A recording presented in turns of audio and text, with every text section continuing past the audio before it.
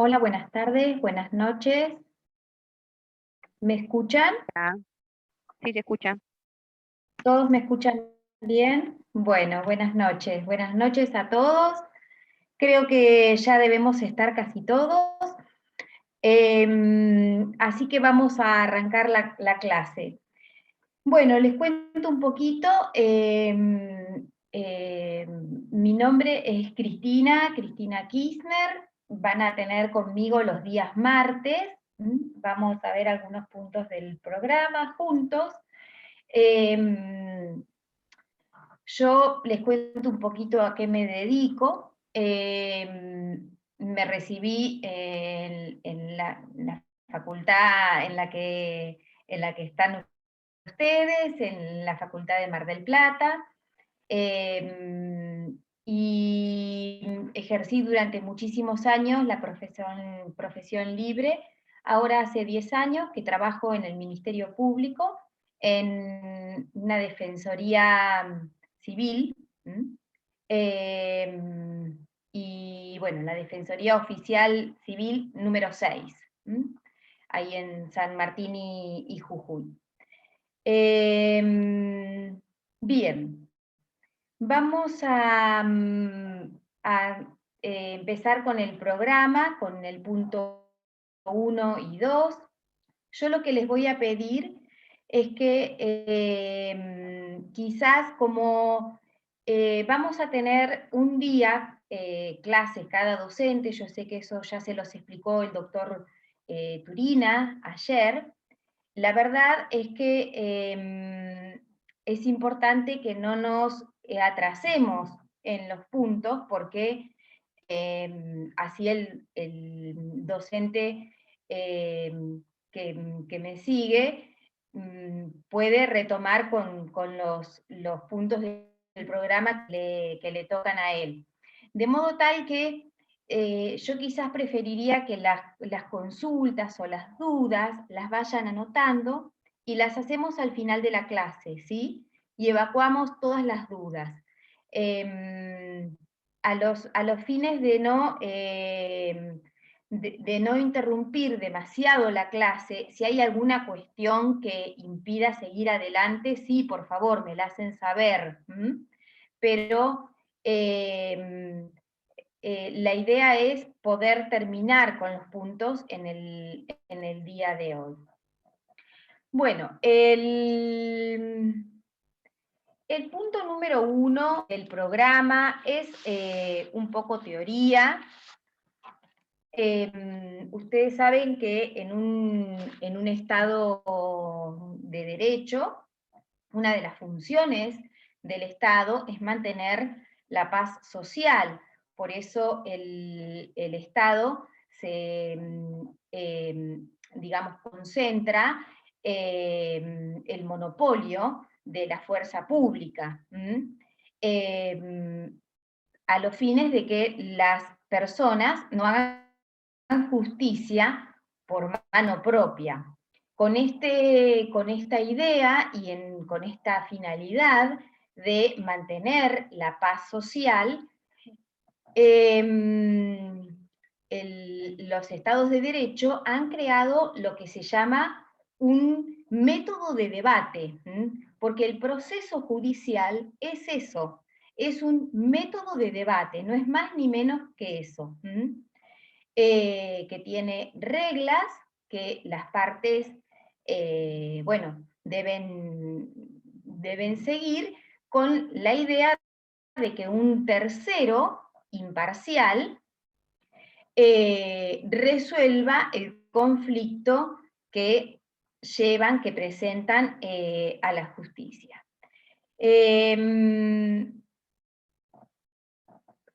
digamos, diferentes formas de resolver los conflictos, ¿no?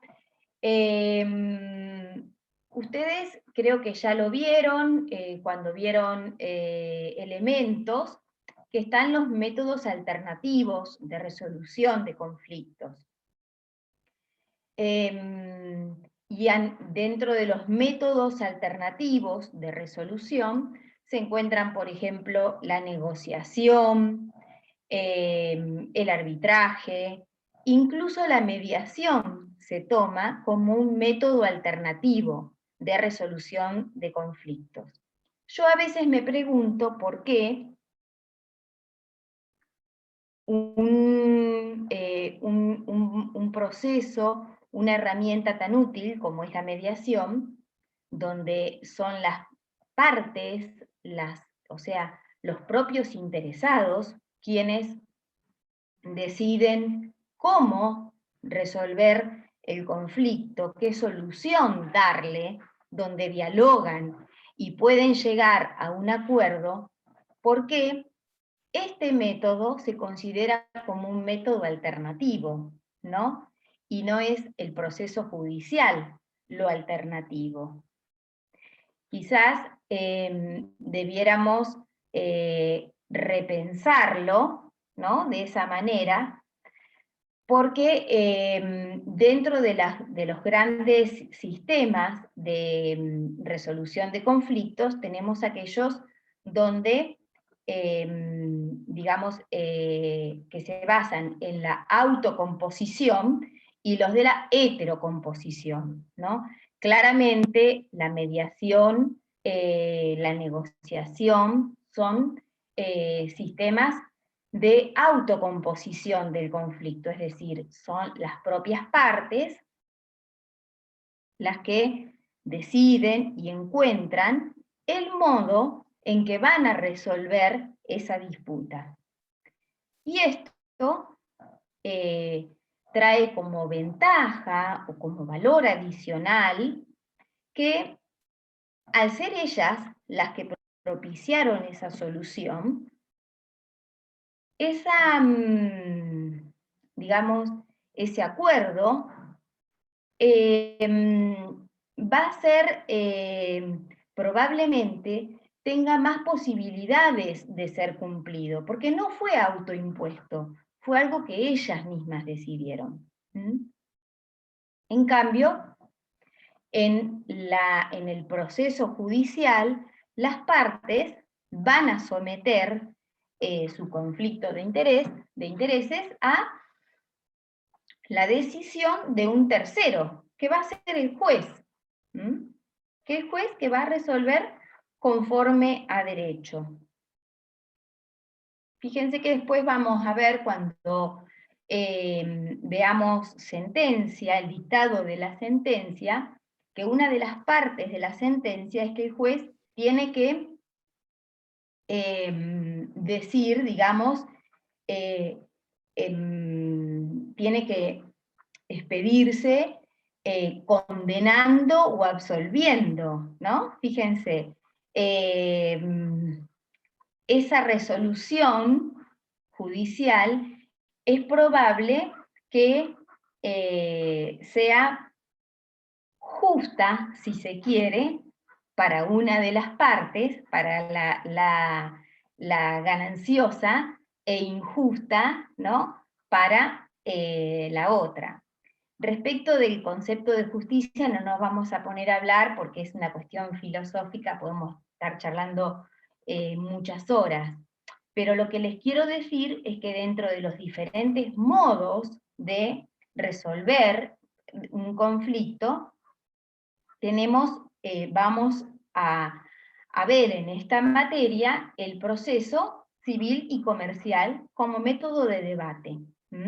Como método de debate donde la finalidad o el modo normal de terminación va a ser el dictado de una sentencia. El juez va a dictar una sentencia poniendo fin al litigio. Y en este sentido, ustedes también saben que el término jurisdicción hace referencia a la función que tienen los jueces de aplicar el derecho. Jurisdicción viene de iuris dictio, decir el derecho. Entonces, todos los jueces tienen esta facultad, esta función de aplicar el derecho. Ahora, digamos, podríamos, si lo queremos graficar, es como que la jurisdicción fuera el todo, ¿no? Y dentro de lo que es el término jurisdicción, tenemos una parte que es la competencia. ¿Y qué es la competencia? La competencia va a ser la aptitud para ejercitar esa función con relación a un asunto determinado. Es decir, la aptitud que la ley le otorga a un juez para entender en determinado asunto, de conformidad con las reglas territoriales, en conformidad con la materia, el monto, el grado, etc.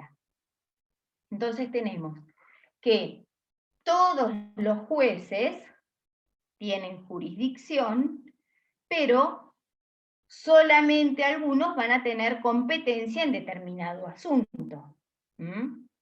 Por ejemplo, todos los jueces, cualquier juez, penal, laboral, civil y comercial, de familia, tiene jurisdicción. Pero para entender en una resolución de contrato, va a ser competente el juez de primera instancia en lo civil y comercial del Departamento Judicial de Mar del Plata, por ejemplo, porque el contrato se celebró acá. ¿Sí?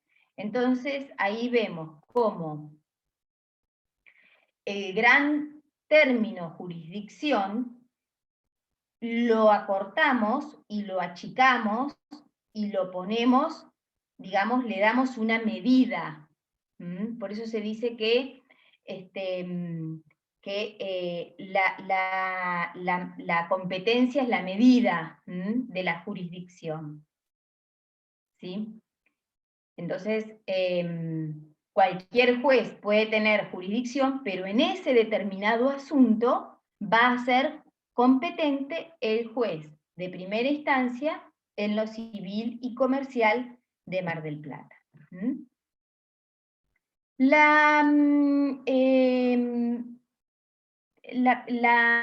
Cuando hablamos de competencia en nuestro país, digamos, al ser un país federal, tenemos que pensar siempre en una primera gran división. Una primera gran división que es la competencia ordinaria o provincial y la competencia federal. Esta es la primera gran división. Cuando se nos viene un caso, nos llega un caso, lo primero que tenemos que pensar ¿es federal o es de competencia ordinaria? La primera división. Después de ahí, vamos a ver otras cuestiones. Y la competencia federal está, digamos, es una competencia de excepción. ¿Por qué es de excepción? Porque está limitada a los casos que enumera el artículo, los artículos 116 y 117 de la Constitución de la Nación. ¿Sí? Entonces, está limitada a esos casos. Por eso es de excepción. ¿Por qué? Porque es digamos, el poder que las provincias delegaron a la nación. ¿Sí? En cambio, en la competencia ordinaria es el poder que las provincias conservaron, que no delegaron a la nación. Todas las otras cuestiones van a ser de competencia ordinaria o provincial. O sea, tratada por los tribunales y juzgados de la provincia organizados conforme la ley orgánica del Poder Judicial, que es la 5827.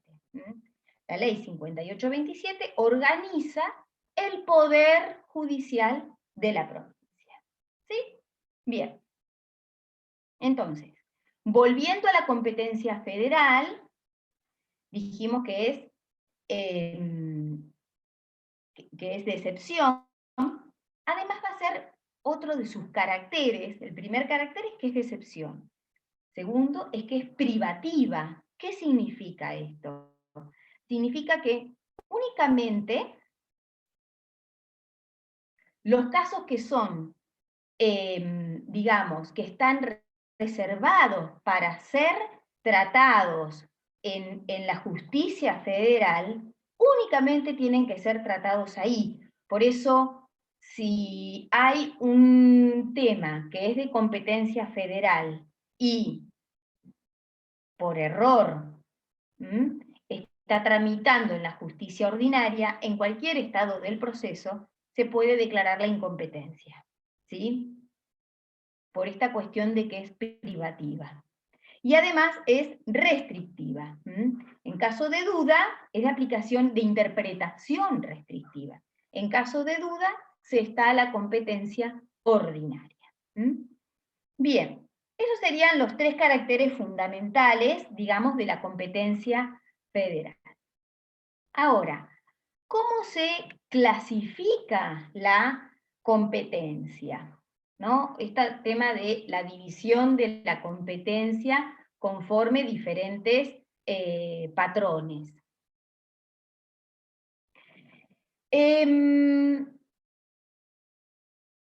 La primera división, luego de ver este primer análisis, ¿no? Si estamos en la competencia federal u ordinaria, lo segundo que vamos a tener que analizar es la competencia territorial, ¿sí?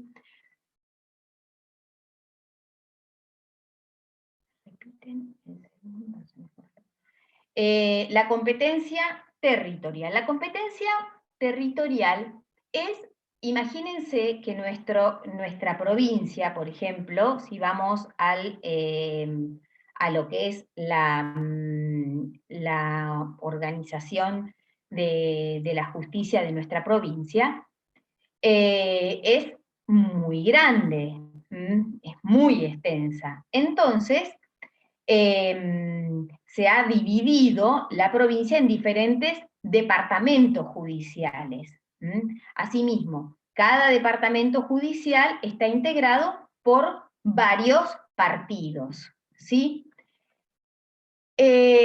Actualmente la provincia está dividida en 20 departamentos judiciales. El departamento judicial de Mar del Plata involucra los partidos de General Pueyrredón, el partido de General Alvarado, el partido de Balcarce y Mar Chiquita.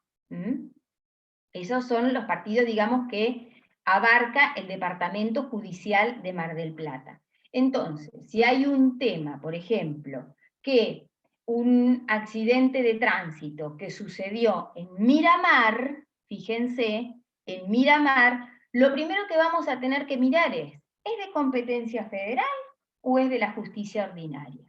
Una vez que dilucidamos esa cuestión, vamos a decir, a ver, ¿quién es el juez competente en lo que hace a la territorialidad? O sea, la competencia en razón del territorio. Luego también vamos a tener que analizar otras divisiones de la competencia, como por ejemplo, por razón de la materia. En razón de la materia, la competencia se va a dividir de acuerdo a la naturaleza del derecho que está en discusión. Así vamos a encontrar competencia penal, laboral, civil y comercial, contencioso administrativa, de familia, ¿sí? Entonces eso es en razón de la materia.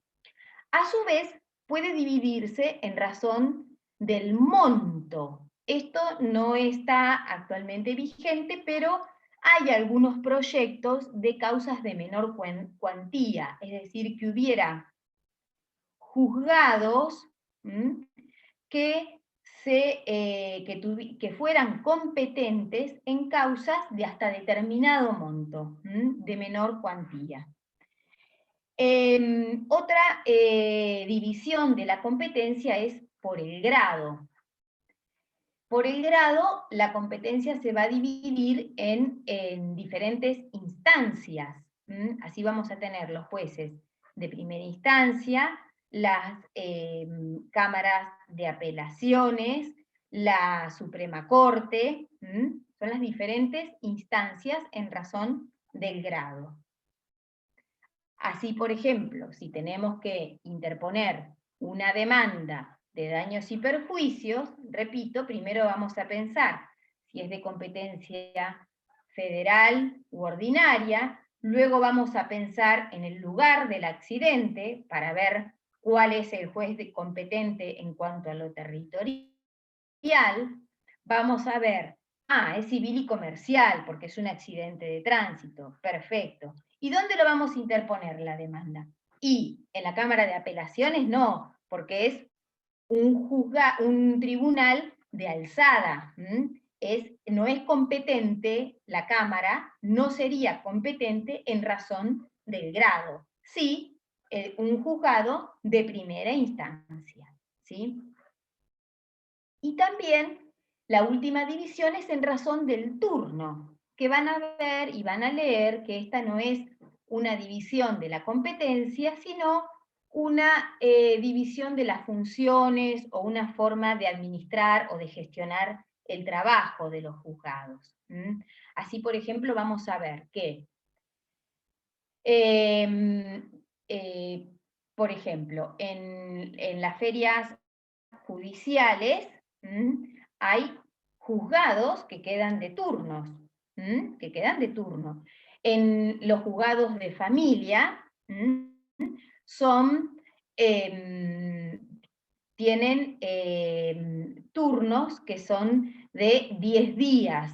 Entonces, 10 días está de turno el juzgado de familia número 1, los 10 días siguientes el juzgado 2, y así sucesivamente, para el inicio de causas.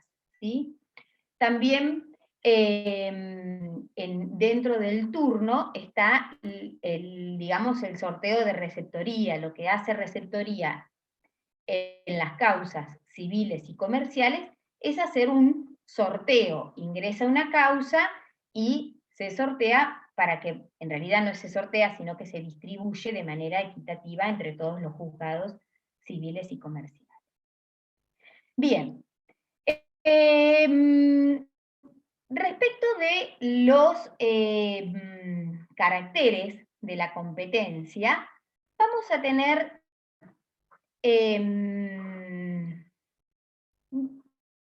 una primera gran división. La competencia puede ser relativa o absoluta. Relativa o absoluta. La competencia relativa es relativa porque puede ser prorrogada. Puede ser prorrogada en forma expresa o tácita.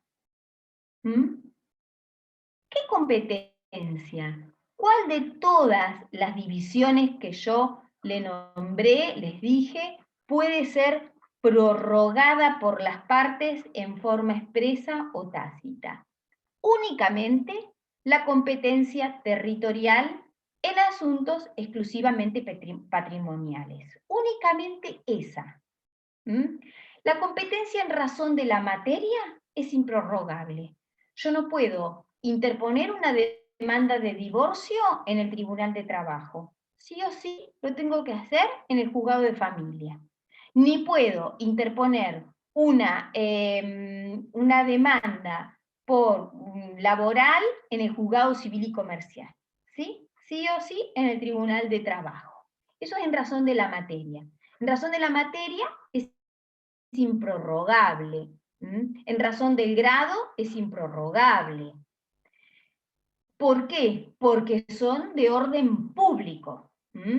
Está el orden público en juego. En cambio, la competencia territorial en asuntos exclusivamente patrimoniales puede ser prorrogada. ¿De qué modo? En forma expresa, como ya dije, o tácita. ¿Qué significa que sea prorrogada por las partes? Significa que las partes acuerdan por escrito, en la prórroga expresa, acuerdan por escrito someterse a los jueces de determinada competencia territorial. Eso significa prorrogar la competencia. La decisión o el acuerdo de someterse a los jueces de determinada competencia territorial. Entonces, dijimos que la competencia puede ser relativa o absoluta. Relativa puede ser prorrogada en forma expresa o tácita. La competencia absoluta es improrrogable y va a ser absoluta en razón de la materia, del grado, del monto, si hubiera, en el caso del monto, etc. Ahora, ¿cómo se da la competencia, la prórroga tácita? Y ahí estamos en el artículo 2 del Código Civil y Comercial. Porque dice, la primera parte del artículo dice, la prórroga se operará si surgiere de convenio escrito. Ahí es la prórroga expresa, ¿no? Que sería, por ejemplo, cuando las partes en un contrato, supónganse, un contrato de locación o en un contrato de compraventa, fijan la competencia, deciden una cláusula contractual donde deciden ante cualquier conflicto o controversia que se plantee en relación a ese contrato que van a someterse a los tribunales de la ciudad de Dolores o de Capital Federal o de, bueno, es una competencia, una prórroga expresa, expresa. ¿Y la tácita cuál sería? Está en el artículo 2, la tácita. Es cuando el actor entabla la demanda en un juez que no es el juez natural. Entabla la demanda y el demandado no pone la excepción de incompetencia, consiente esa prórroga tácita. El actor por el hecho de entablar la demanda y respecto del demandado, cuando contesta esa demanda o no la contesta o no opone la excepción de incompetencia. Entonces consiente esa prórroga tácita. ¿Sí? El juez de oficio, si es absolutamente incompetente, o sea, si no se trata de la competencia territorial, el juez, supónganse, el juez civil y comercial, al juez civil y comercial le inician ante ese juez una demanda de divorcio. Se tiene que declarar incompetente. Se tiene que declarar incompetente, ¿sí?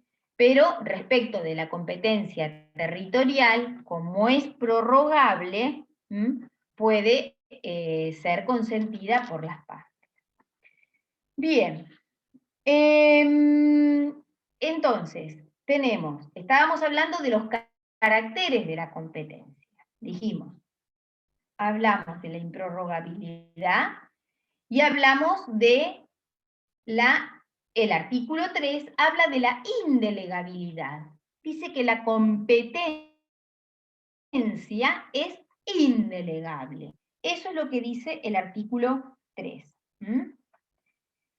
¿Qué significa? Que el juez no puede delegar su competencia en otros magistrados, ¿sí? Pero lo que sí puede hacer es encargarle a otros jueces de otras jurisdicciones la realización de algunas diligencias. Supónganse que el juez de Mar del Plata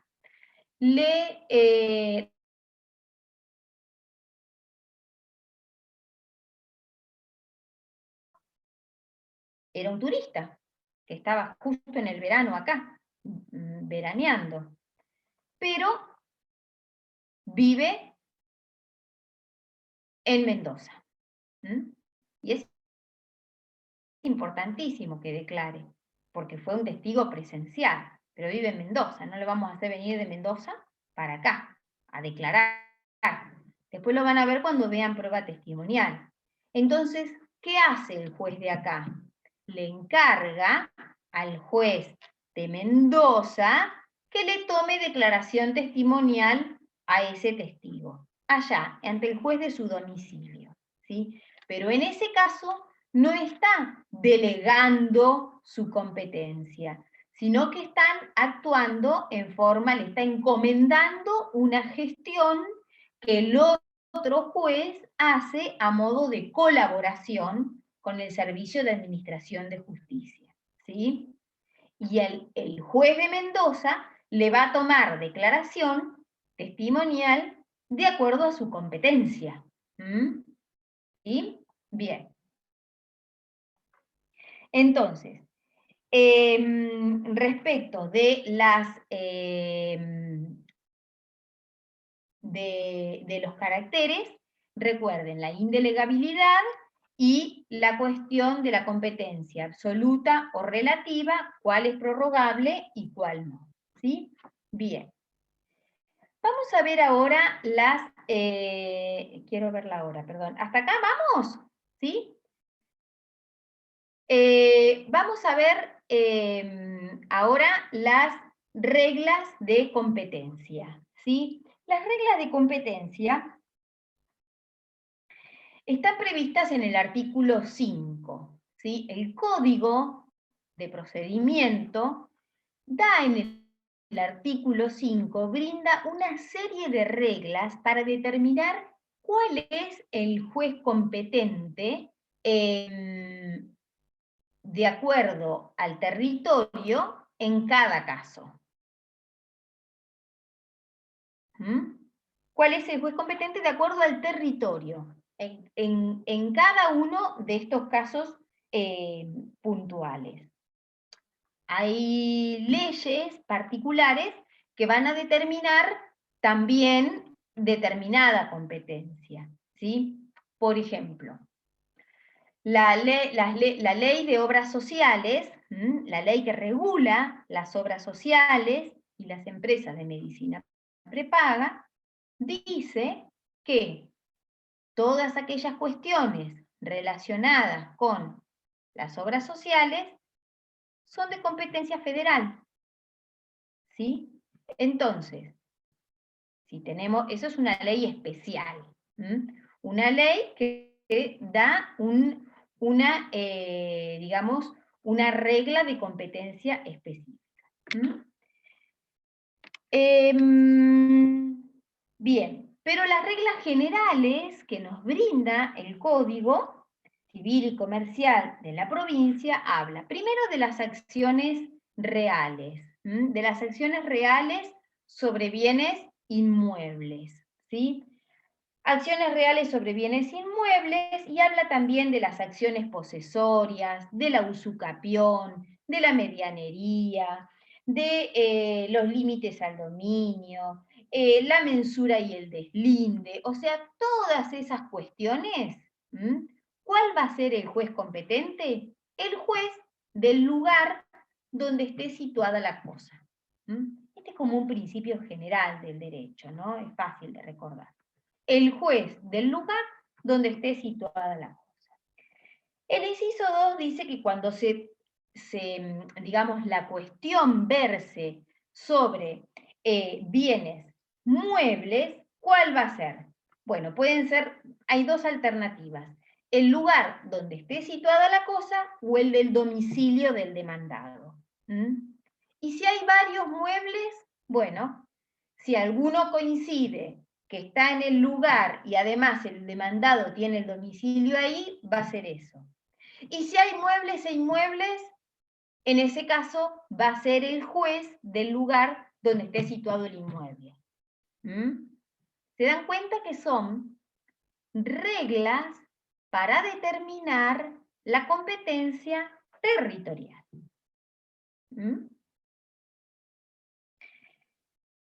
El inciso 3 dice, ¿qué pasa cuando se ejercitan acciones acciones personales? ¿Cuál va a ser el juez competente? Bien, el juez del lugar donde deba cumplirse la obligación. Donde deba cumplirse la obligación. Y si no, el domicilio del demandado o el lugar del contrato, siempre que el demandado está ahí. Las acciones personales serían, bueno, por ejemplo, supónganse un juicio de escrituración, un desalojo, una resolución de contrato, cualquier acción de ese tipo va a ser esta es la regla. ¿Qué pasa si hay una acción personal, pero derivada de un delito o cuasi delito? Es decir, por ejemplo, lo típico, un accidente de tránsito. Bueno, va a ser competente el juez del lugar del hecho o el domicilio del demandado. Puede ser que coincidan.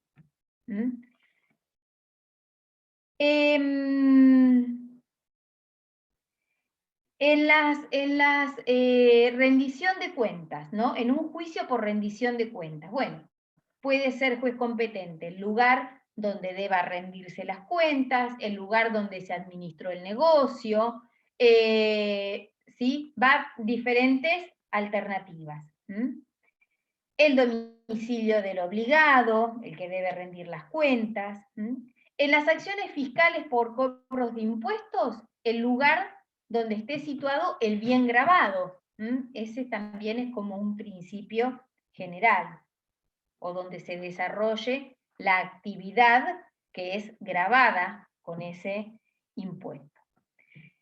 En los procesos por declaración de determinación de la capacidad de una persona, él va a ser competente el juez del lugar, del domicilio del presunto incapaz o de la persona cuya capacidad va a ser sometida a discusión. Si hay que protocolizar un testamento, el juez que va a intervenir en la sucesión. En los procesos voluntarios, el juez donde, digamos, del lugar de la persona, donde viva la persona, en cuyo favor se promueve este juicio.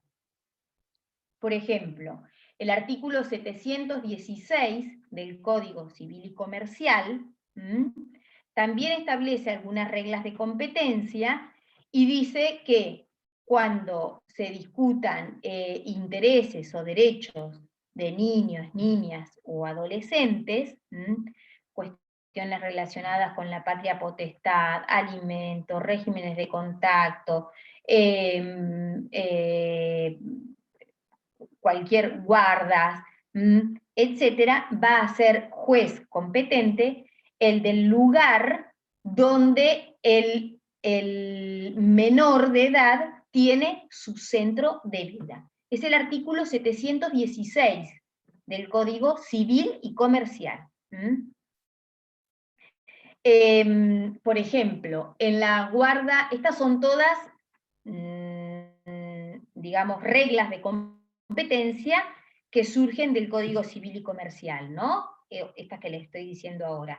En los procesos de adopción va a ser competente el juez que otorgó la guarda preadoptiva. ¿Y cuál va a ser el juez competente para otorgar la guarda preadoptiva? El juez que declaró en situación de adoptabilidad al menor, ¿sí? Bueno, pero estas son cuestiones por ahí más de familia y no tanto civil y comercial. Pero yo les quiero decir cómo, para que ustedes vean cómo hay numerosas reglas de competencia. Y cuando tenemos un asunto, cuando ustedes sean abogados y tengan su estudio y les llegue un asunto, lo primero que van a tener que analizar, lo primero, es la competencia, para saber a dónde interponer la demanda y si es competente el juez de acá.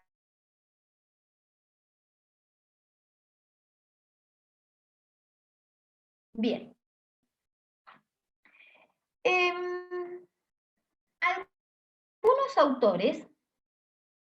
Algunos autores toman el artículo 6 como excepciones a las reglas de competencia. Ustedes van a ver por ahí que en algunos manuales van a ver excepciones a las reglas de competencia. Y en otros van a ver como reglas especiales, como dice el código, que el código dice reglas especiales. Los que hablan de excepciones a las reglas de competencia dicen, a ver, el código nos da reglas, ¿no?, de competencia. ¿Cuáles pueden ser las excepciones a estas reglas que el código nos da? Por un lado, la prórroga voluntaria, que ya vimos. Prórroga voluntaria, que dijimos que puede ser expresa o tácita. Bien, eso únicamente en asuntos, la competencia territorial en asuntos exclusivamente patrimoniales. Bien, y aparte hay excepciones por disposición de la ley. Y acá tenemos, ¿no?, las reglas especiales del artículo 6 y el fuero de atracción, ¿sí? Estas reglas especiales del artículo 6 se pueden resumir prácticamente. Todos estos incisos, yo los resumiría en uno solo. En uno solo que abarca a todos, que son en un proceso accesorio al principal, va a ser juez competente el juez del proceso principal. Esa, digamos, es la regla. Entonces, pero fíjense qué dice. En los incidentes son pequeñas, pequeños conflictos, generalmente de carácter procesal, que se suscitan en el marco de un proceso y que tramitan por separado, pero ante el mismo juez, porque son conexos, son accesorios al principal, tienen que ver con la cuestión de alguna cuestión conexa o accesorio. Por ejemplo, un incidente de levantamiento de una medida cautelar que se dictó en el proceso principal. ¿Ante quién va a ser el juez competente? Obviamente el juez del proceso principal. Bien, entonces dice, en los incidentes, en las tercerías, la citación de evicción, que lo vamos a ver la próxima clase. Si hubo una transacción que se celebró en el proceso y luego esa transacción no se cumple y hay que ejecutarla, ¿quién va a ser el juez competente? El del proceso principal. Es una cuestión accesoria. Entonces, fíjense que son como todos ejemplos, en realidad, pero todo se puede como resumir en un mismo punto o título, que son, en las acciones accesorias va a ser juez competente el del proceso principal. Incidentes, tercerías, citación de evicción, cumplimiento del acuerdo de transacción celebrado en juicio, ejecución de sentencia, la regulación y la ejecución de los honorarios. ¿Quién va a ser el juez competente? El del proceso principal. En los juicios de separación de bienes y liquidación de la sociedad conyugal, el del juicio de divorcio y nulidad del matrimonio. Yo les quiero decir una cosa. Ustedes van a ver que van a ver en cuestiones de competencia y en algunas otras cuestiones también, van a ver que hay mucha normativa de familia, de los procesos de familia.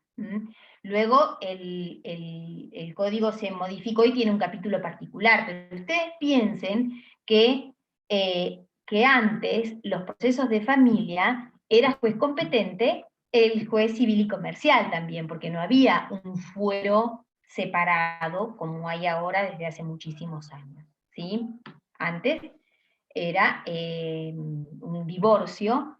¿Quién era juez competente? El juez civil y comercial. En el año 2000, creo, 2002, se creó el fuero de familia, el fuero especial de familia, se puso en funcionamiento, ya estaba creado de antes, pero se puso en funcionamiento en ese año y entonces,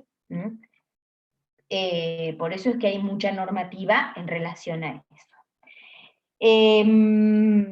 Dice, en las medidas preliminares, a veces vamos a ver, lo van a ver en unas clases más adelante, que a veces el proceso no se inicia con la demanda, sino que se inicia con una diligencia previa, con una medida preliminar, porque es necesario averiguar algunas cuestiones, algunas circunstancias o datos del demandado.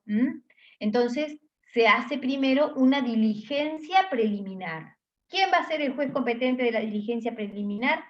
El mismo que sea competente en el momento de interponer la acción principal. Si tenemos que tramitar un beneficio de litigar sin gastos, porque la persona no puede afrontar los gastos de un proceso, ¿ante qué juez lo vamos a tramitar? Ante el juez del proceso principal, donde aquel beneficio de litigar sin gastos se va a hacer valer. En el juicio ordinario posterior al proceso ejecutivo va a ser también juez competente el juez que intervino en el proceso ejecutivo. Estas son las reglas especiales o las excepciones, como algunos le dicen, a las reglas de competencia. Vamos a ver ahora las cuestiones de competencia. Las cuestiones de competencia. Que esto a veces es un temita que a veces ofrece alguna dificultad, pero no es tanto, no tiene tanta dificultad si uno lo puede razonar. Dijimos que la competencia era la aptitud que la ley le otorgaba a un juez para entender en un asunto determinado. ¿Qué son las cuestiones de competencia? Van a ser el desconocimiento de esa aptitud legal del juez para entender en un caso determinado, que va a estar planteado por un justiciable o por otro juez. La cuestión de competencia puede dar lugar a una contienda negativa. Ambos jueces dicen, soy incompetente. Un juez dice, yo soy incompetente, y lo remite al otro y dice, yo también soy incompetente. O una contienda positiva, que es cuando ambos se consideran competentes para entender en el mismo asunto. ¿Quién va a resolver esta contienda de competencia, esta cuestión? Lo va a resolver el tribunal o el órgano que sea superior, inmediato, superior a ambos. El inmediato superior a ambos. Ese va a resolver la contienda. Entonces, imagínense que si la cuestión de competencia se suscita entre dos jueces civiles y comerciales del Departamento Judicial de Mar del Plata, ¿quién lo va a resolver? ¿Alguien me puede decir? La Cámara Civil y Comercial. Perfecto. La Cámara Civil y Comercial, que es la alzada común de ambos juzgados, ¿sí? Supónganse que vamos a un caso un poquito más difícil. Supónganse que la contienda se da entre un juez, un civil y comercial del Departamento Judicial de Mar del Plata y un juzgado del fuero contencioso administrativo de Mar del Plata. ¿Quién lo resolvería? ¿Quién sería el superior común a ambos? La Suprema Corte. Muy bien, la Suprema Corte. Fíjense, entre dos juzgados civiles y comerciales tenemos una alzada común, que es la Cámara de Apelaciones Civiles y Comerciales. Entre dos juzgados contenciosos administrativos tienen su propia alzada, que es la Cámara en lo contencioso administrativo. Pero entre un juzgado civil y comercial y uno contencioso administrativo, ya nos tenemos que ir a la Suprema Corte. Les digo otro caso, el último. Después seguramente que van a hacer un trabajo práctico de esto, ¿eh? Les digo otro caso, el último. Entre un juez de primera instancia en lo civil y comercial de la provincia de Buenos Aires, del Departamento Judicial de la Justicia Ordinaria, y un juez de primera instancia del Juzgado Federal, de la Justicia Federal. ¿Quién resuelve ese conflicto de competencia? La Corte Suprema. Muy bien, la Corte Suprema. Bien. Después seguramente van a hacer un trabajito para que les quede bien claro y van a ver un montón de cuestiones. Bien. Estábamos hablando de las cuestiones de competencia. Las cuestiones de competencia pueden plantearse de dos formas. Hay dos vías para plantear una cuestión de competencia. Una es la declinatoria y otra es la inhibitoria. ¿Qué es la declinatoria? La declinatoria va a ser pedida por el demandado al mismo juez que lo cita. Al mismo juez que lo cita para que pida un pronunciamiento negativo y se abstenga de seguir interviniendo. Es decir, el demandado recibe en su domicilio la cédula de notificación, ¿no? Para comparecer a un proceso. Y dice, no, este juez que me citó es incompetente para mí. Entonces se presenta ante ese mismo juez que lo citó y plantea la declinatoria, que acá está llamado como declinatoria, pero no es más ni menos que la excepción de incompetencia. La declinatoria es la excepción de incompetencia. Entonces, plantea la declinatoria. ¿Ante quién la plantea? Ante el juez que lo citó. Y le dice un momentito, usted es incompetente. Dicte un pronunciamiento negativo y pase la causa al juez competente. ¿Sí? La inhibitoria, el demandado se presenta ante el juez que él entiende que es competente y le pide que se declare competente y que libre la correspondiente comunicación inhibitoria al juez que está entendiendo.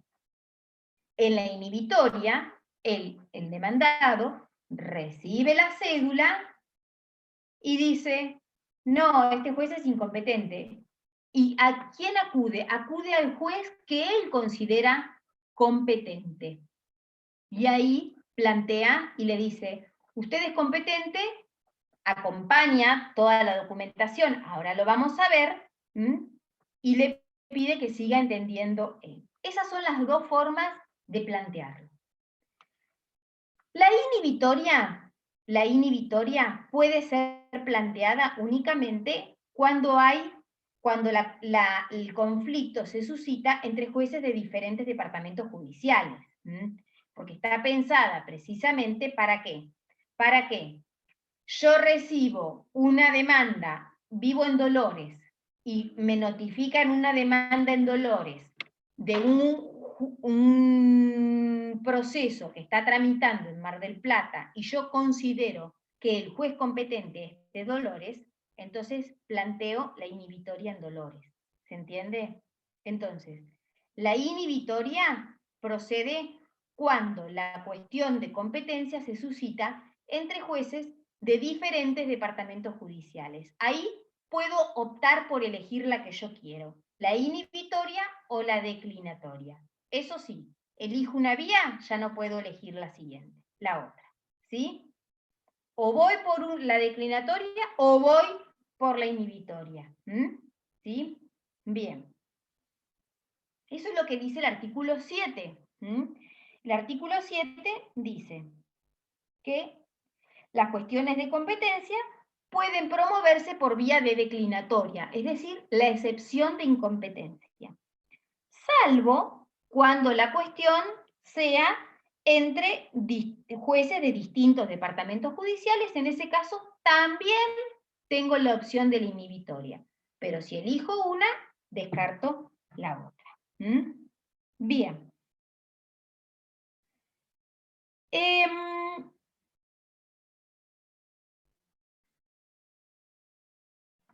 En el caso de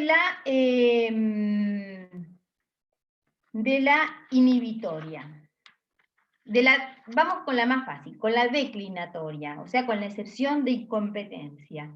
Se plantea ante el juez competente, ante el juez que lo citó, ante el juez en el que está tramitando el proceso, plantea la excepción o plantea la declinatoria. Se corre traslado por 5 días, el actor va a contestar o no, va a tener la posibilidad de contestar ese traslado, y el juez va a resolver esa excepción. ¿Sí? Esta es sencilla.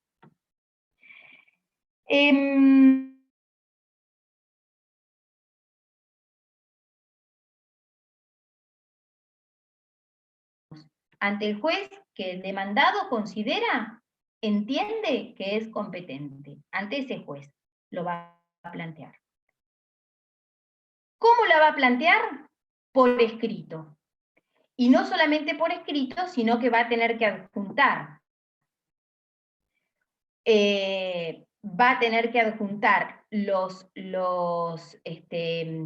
Todos los antecedentes que hacen explicar por qué lo considera ese juez competente, y la cédula de notificación que le llegó para que advierta el juez que está dentro del plazo para plantearlo, y todos los antecedentes de la causa. Y le pide al juez que él considere competente que se declare competente y que le pida al otro que se inhiba. ¿Hasta qué momento puede plantear la inhibitoria? ¿Hasta qué momento se puede plantear? Hasta el momento o de contestar la demanda o de oponer excepciones. Es decir, al igual tiene el mismo plazo que la declinatoria.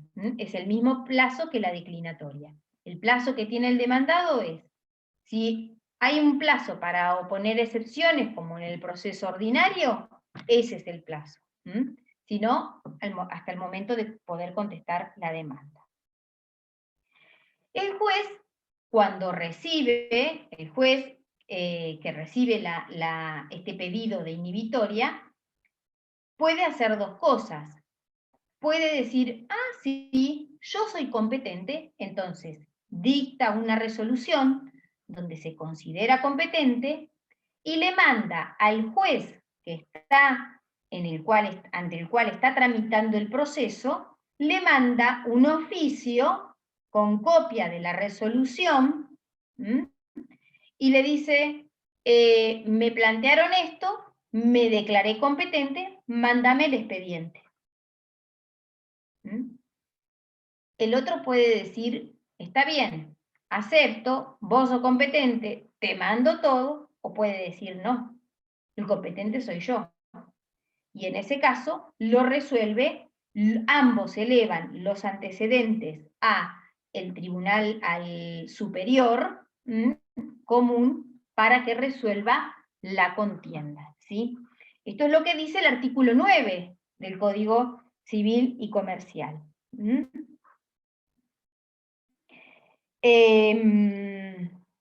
Bien. Entonces, el que recibe el oficio, el juez donde tramita el proceso, también puede hacer dos cosas. Puede consentir, aceptar eso, o dictar una resolución aceptando la inhibitoria y remitirle el expediente o no. Si el juez donde tramita el proceso, si el juez donde está tramitando el proceso hace eso, acepta la inhibitoria, el actor que promovió el proceso ahí va a poder apelar. ¿Sí? Va a poder apelar. Por otro lado, si el juez cuando el demandado plantea la inhibitoria ante el juez que él considera competente, dice, no, yo no soy competente, el que va a poder apelar va a ser el demandado, ¿sí? Esa resolución. Lo que va a ser necesario es que el demandado dé aviso al juez donde tramite el proceso que está esta cuestión debatiéndose para que el proceso no siga adelante en perjuicio de él, ¿sí? El artículo 12 habla de la suspensión del procedimiento durante la contienda, a excepción de las medidas urgentes o cautelares que fuera necesario dictar. ¿Sí? Bien. A ver qué hora es. Bien. Nos queda justito para terminar la clase. ¿Hay alguna duda de este último tema? Porque este tema a veces ofrece alguna dificultad. ¿Alguna duda que se haya generado ahora?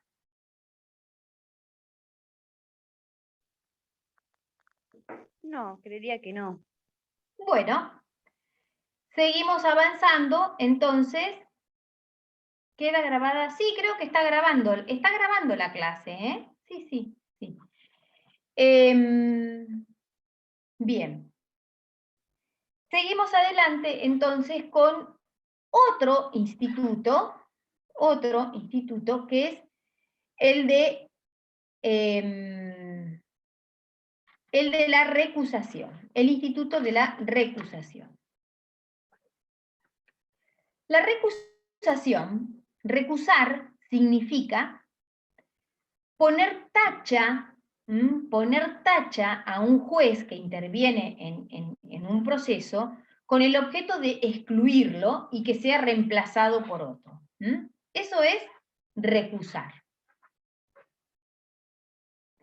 Y, digamos, este instituto de la recusación, el fundamento del mismo es resguardar el principio fundamental de la imparcialidad del juez. Esa es la razón de ser, la finalidad del instituto. Todas las causales que enumera el artículo 17 de recusación, es decir, de tacha a un juez para excluirlo, son causales o situaciones o circunstancias que hacen o que podrían hacer pensar que el juez no va a ser imparcial como para garantizar un debido proceso. Por eso se implementa o se prevé o está pensado esta posibilidad de recusar al juez. A su vez, el juez puede excusarse, que significa alegar razones para no intervenir en determinada causa. Lo que es importante tener en cuenta es que la recusación es un instituto que tiene que ser utilizado con máxima precaución. ¿Por qué? Porque uno está tachando a un juez, ¿no? Está apartando a un juez de una causa, y tiene que ser una cuestión seria y debidamente fundada.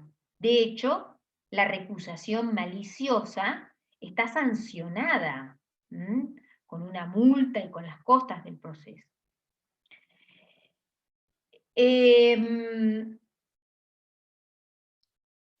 Las causales del artículo 17, además de que tienen que estar debidamente justificadas y acreditadas, son taxativas. Son taxativas y de aplicación restrictiva. En cambio, en cuanto a lo que es la excusación, el juez se puede excusar, digamos, por alguna causal del artículo 17, o bien por alguna otra causal que no esté necesariamente inserta en el artículo 17, pero que violenten su libertad moral para fallar y decidir el asunto.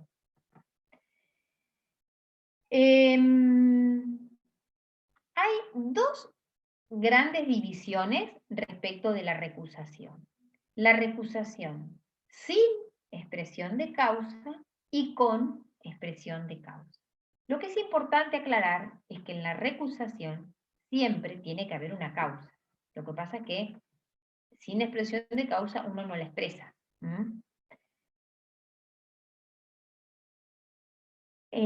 A pesar de eso, la recusación sin causa se usa muchas veces, como no se expresa la causa, para apartar, digamos, de entender en el proceso a determinados jueces que... No, la recusación maliciosa es únicamente con expresión de causa, en los casos de expresión de causa. Ahora lo vamos a ver. O sea, cuando se da la recusación con expresión de causa y el juez, digamos, rechaza y la Cámara abre a prueba y resuelve que la recusación se forma como un pequeño incidente donde se producen las pruebas, y si la Cámara resuelve que la recusación no procede y que incluso fue maliciosa. Bien, decía que hay dos grandes tipos, la recusación sin expresión de causa y con expresión de causa. La recusación sin expresión de causa se puede plantear únicamente en primera instancia. Y por ejemplo, en los procesos ordinarios. En los procesos de conocimiento, únicamente en los procesos ordinarios. En proceso sumario no se puede recusar sin expresión de causa. Aparte hay algunos otros procesos en los cuales tampoco se puede recusar sin expresión de causa. Por ejemplo, la ley de amparo, que regula el trámite del proceso de amparo, específicamente dice no se puede recusar sin expresión de causa. Entonces, solamente en primera instancia y por una sola vez. El momento para hacerlo lo da el artículo 14. Lo da el artículo 14. Dice, el actor podrá ejercer esta facultad al tiempo de interponer la demanda. o en la primera presentación, por ejemplo, si fuera una diligencia preliminar, que podría ser una primera presentación. ¿Y el demandado en qué momento lo puede plantear? También en su primera presentación, ya sea que sea contestar la demanda, o que sea oponer una excepción, o que sea que lo citaron a una audiencia y ese es el primer acto procesal, bien, esa es la oportunidad para el demandado. En la primera presentación o en el primer acto procesal que realice.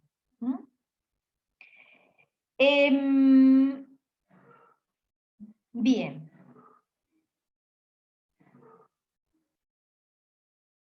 ¿Cuál es la consecuencia? ¿Cuál es el efecto de la recusación sin expresión de causa? Que el trámite del expediente, el proceso, pasa automáticamente al juez que le sigue en el orden en turno. Bien.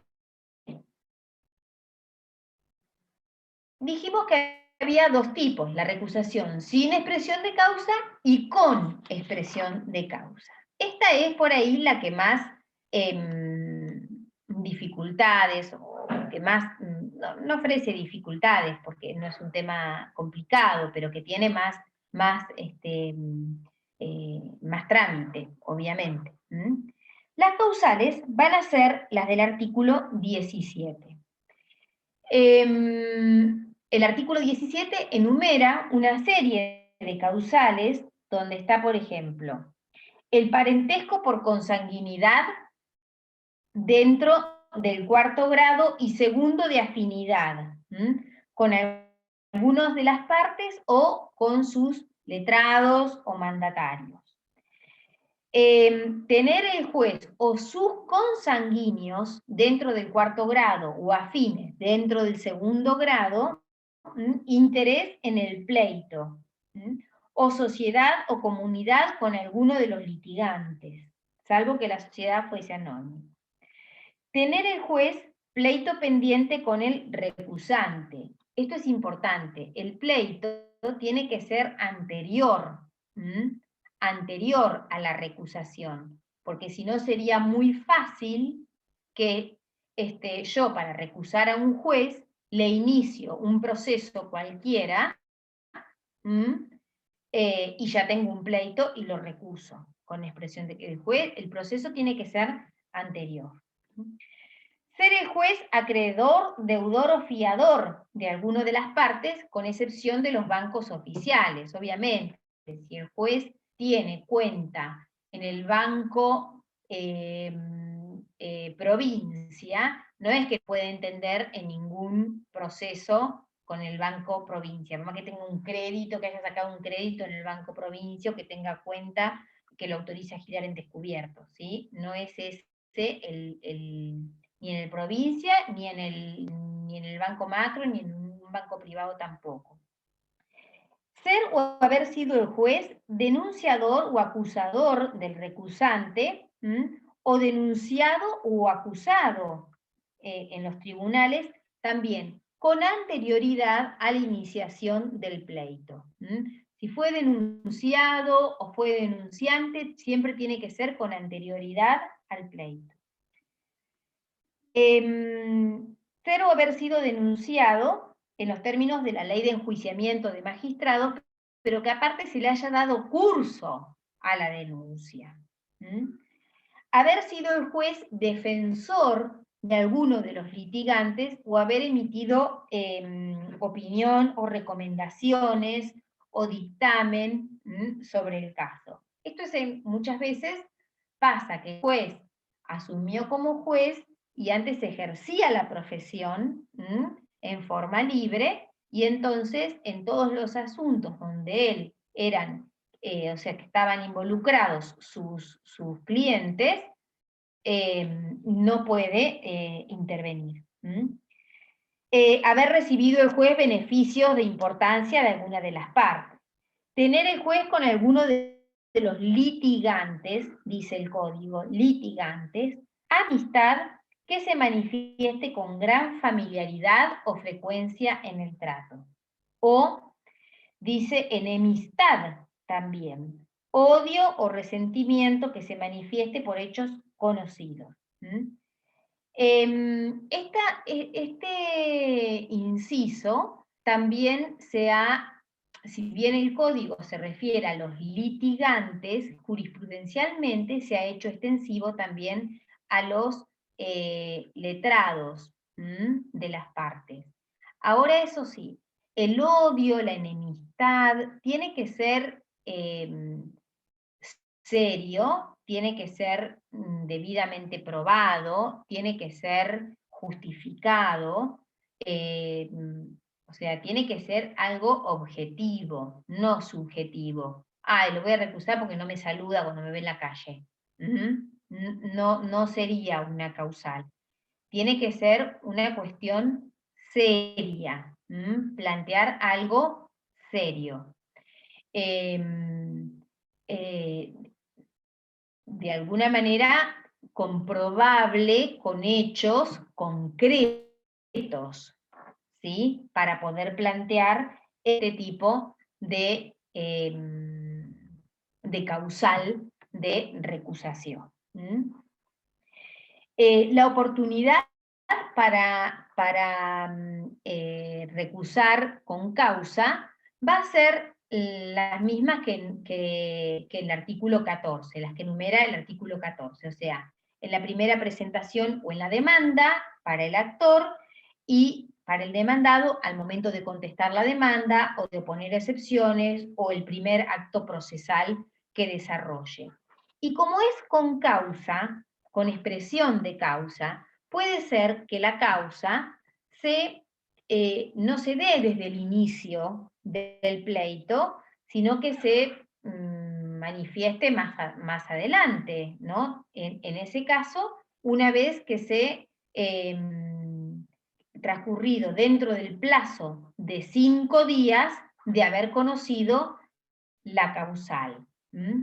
Supónganse, el caso de el juez que asume como juez en ese juzgado y sigue adelante con la causa. O que, no sé, que un juicio que dura mucho tiempo y que de repente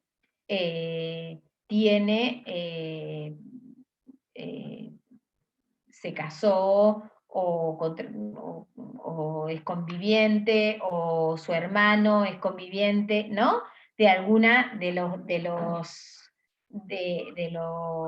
litigantes, ¿no? Entonces se encuadra en alguno de los incisos, en el inciso 1. Bien. ¿Dónde se deduce la recusación? Estamos hablando siempre de la recusación con expresión de causa. ¿Ante quién se va a deducir? Ante el juez que se recusa, por escrito. Ante el juez que se recusa y por escrito. Y se deben expresar concretamente cuál es la causal de recusación que se alega, que repito, tiene que ser serio, tiene que estar justificado, tiene que estar muy bien acreditada esa causal y aportar toda la prueba correspondiente para acreditar esa causal de recusación. El juez recusado, cuando recibe la recusación con expresión de causa, va a hacer dos cosas. Por un lado, va a pasar el expediente, el juez de primera instancia, ¿no? Estamos planteando la recusación de un juez de primera instancia. ¿Qué va a hacer? Recibe la recusación, va a pasar el expediente al juez que le sigue en turno y va a elevar el pedido de recusación a la Cámara con un informe que va a elaborar, con un informe. En ese informe puede reconocer los hechos, y entonces la Cámara lo separa de la causa y sigue la causa tramitando ante el juez que que está entendiendo, o puede negar esos hechos alegados como causales de recusación. Y en ese caso se va a abrir a prueba y la Cámara va a resolver. Y ahí es donde puede resolver si que la recusación ha sido maliciosa. ¿Mm? Esto es en el caso de de que se recuse a un juez de primera instancia. ¿Mm?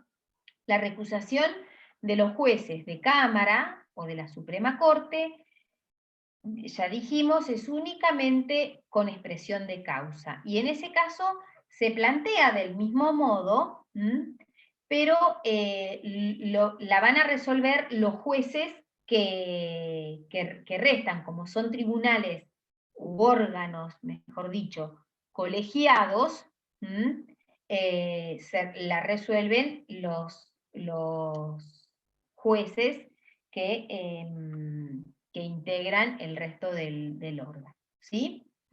Bien. En el caso de que la recusación con causa la Cámara la rechace, rechace la recusación planteada con expresión de causa, el expediente que estaba tramitando mientras tanto ante otro juzgado vuelve al juez natural. ¿Sí? Bien. Ahora sí, por la hora, abro para las preguntas que tengan o las dudas que les hayan podido quedar. Si por ahí quizás yo les voy a poner acá, no creo, probablemente esté en el Classroom, lo haya puesto la doctora Arrieta, pero por las dudas, yo les voy a dejar mi mail.